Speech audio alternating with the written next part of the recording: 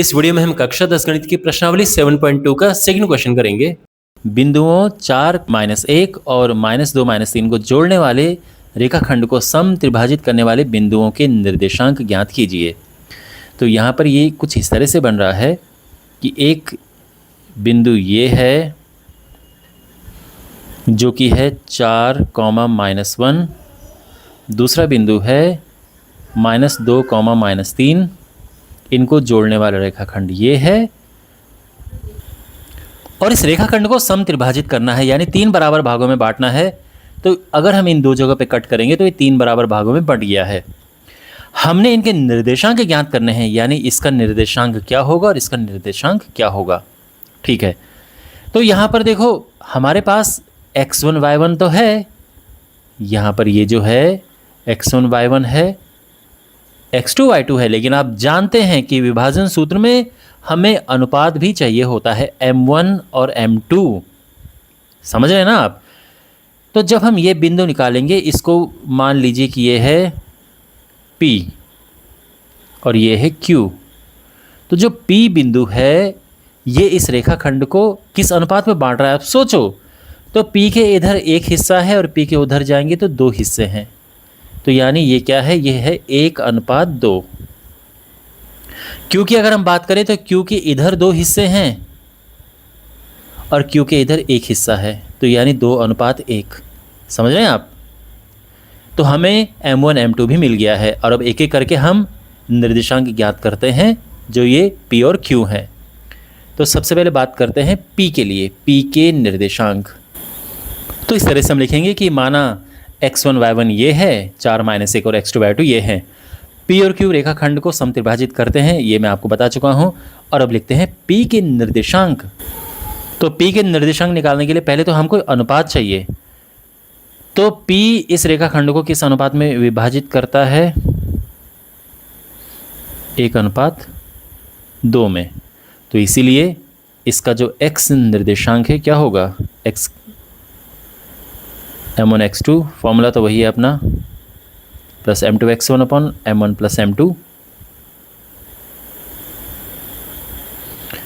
m1 है 1, x2 है, तो आप देख सकते हैं ना यहाँ पे x2 है -2, प्लस m2 है ये 2 और x1 है 4 बटे m1 प्लस m2, और ये हो जाएगा -2 प्लस 4 दूने 8 बटे 3, यानी 6/3, और ये हो गया है 2। ठीक है, अब हम याद करेंगे y। तो फॉर्मूला क्या है, m1 y2 plus m2 y1 upon m1 plus m2। m1 है 1, y2 है, y2 क्या है -3, प्लस m2 है m2 है 2, ठीक है ना ये, और y1 क्या है, तो y1 है ये -1 अपॉन m1 प्लस m2। तो ये हो जाएगा -3 -2 अपॉन 3, यानी -5/3। ठीक है, तो P हमें मिल चुका है, क्या है 2, ये यानी 2 -5/3। P तो आ चुका है, और अब हमने ज्ञात करना है Q। तो यहाँ पर मैंने ये फॉर्मूले लिख दिए हैं और इस x1 y1 x2 y2 मैंने यहाँ पे लिख दिया है, जिससे कि बार बार ऐसे ऊपर नीचे ना करना पड़े। तो यहाँ पे x क्या होगा, जो Q है इसका x निर्देशांक क्या होगा। तो फॉर्मूले में ये सारी चीज़ें पुट करते हैं। m1 2 है, सब अपने सामने आप देख सकते हैं, x2 है -2, m2 है 1, x1 है 4, ठीक है, अपॉन m1 प्लस m2 यानी 2 + 1, -4 + 4/3, 0/3, और ये हो गया है 0। m1 y2, m1 2 है, y2 है -3, प्लस m2 है 1 और y1 है -1,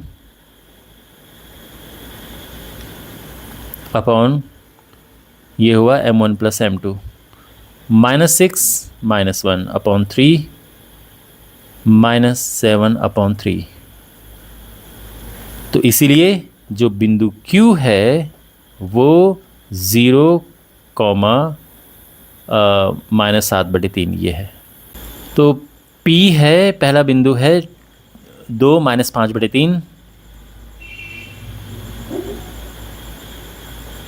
और दूसरा बिंदु है 0 -7/3 और ये आंसर आ चुका है। इस चैप्टर के बाकी वीडियोस के लिए अपने सामने प्लेलिस्ट पे क्लिक करें और चैनल को सब्सक्राइब करें।